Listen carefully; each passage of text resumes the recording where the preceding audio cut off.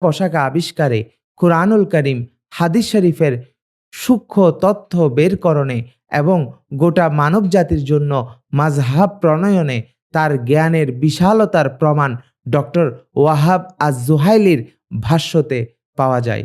তিনি বলেন, আখাযা ইলমাহু ফিল হাদিসি ওয়াল ফিকহি আন আকসারি আয়ানিল উলামা। অর্থাৎ হযরত ইমাম আবু হানিফা রাহমাতুল্লাহ আলাইহি আকাবিরিন আলেমদের নিকট হাদিস এবং ফিক অধ্যয়ন করেছেন। ওয়া তাফাক্কাহা ফি মুদ্দাতি সামানিয়াতা আশারা আমান বিসিফাতিন খাসাতিন বিহাম্মাদ বিন আবি সুলাইমান আল্লাযী আখাযাল ফিকহা আন ইব্রাহিম আন-নাখঈ রাহিমাহুল্লাহ।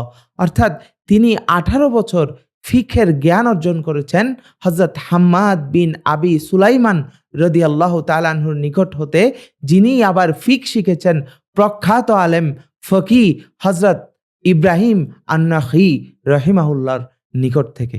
ডক্টর ওয়াহাব আজ-জুহাইলি রাহমাতুল্লাহ আলাইহি আরো বলেন, তাসাদ্দাদা ফি কবুলিল হাদিস। ইমাম আবু হানিফা রাহমাতুল্লাহ আলাইহি হাদিস কবুলের ক্ষেত্রে অত্যন্ত কঠোর ছিলেন। ওয়া তাওয়াসসা ফিল কিয়াসি ওয়াল ইস্তিহসান, এবং তিনি কিয়াস এবং ইস্তিহসানের চর্চায় আরো ব্যাপকতা নিয়ে আসেন। ওয়া উসুলু মাযহাবিহি আল কিতাব ওয়া সুন্নাহ ওয়াল ইজমা ওয়াল কিয়াস ওয়াল ইস্তিহসান।